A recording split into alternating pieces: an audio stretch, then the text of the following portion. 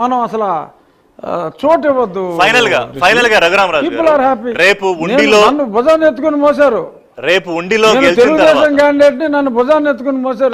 నేను చూసా కాదు. రేపు గెలిచిన తర్వాత ఏమిటి రఘురామరాజుని మేము మంత్రిగా చూస్తామా, లేకపోతే మీ హావభావాలకి మీ హుందాతనానికి తగ్గట్టు ఆ స్పీకర్ చైర్లో కూర్చుని ఇంకోటి ఉంది అక్కడ ఇప్పటివరకు ఇరిటేట్ చేసిన జగన్మోహన్ రెడ్డితో అధ్యక్ష అని పిలిపించుకోవాలని కూడా ఎక్కడో మీ మనసులో చిన్న కోరుకుందేమో అని కూడా నాకు అనిపిస్తోంది.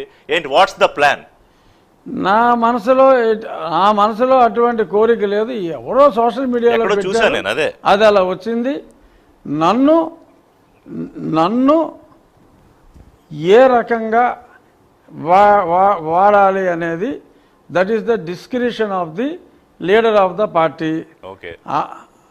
సో నేను రేపొద్దున్న ఏ రకంగా నేను ప్రజలకు ఉపయోగపడతాను అని చంద్రబాబు నాయుడు గారు భావిస్తే my future is directly linked to his thought process.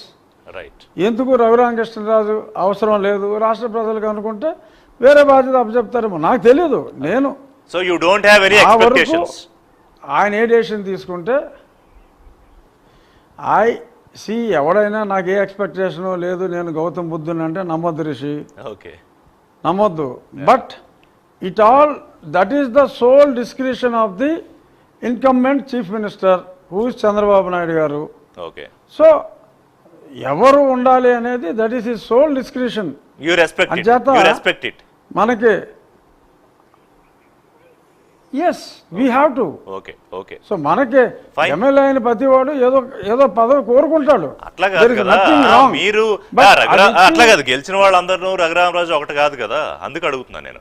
Right. Raghurama Raju గారు మళ్ళీ ఫలితాలు వచ్చిన తర్వాత రిషి నేను అనుకుంటే కుదరదు కదా. సరే, ఇప్పుడు ఫలితాలు వచ్చాక మళ్ళీ నాకు కావాలి ఒక గంటన్నర కూర్చుందాం.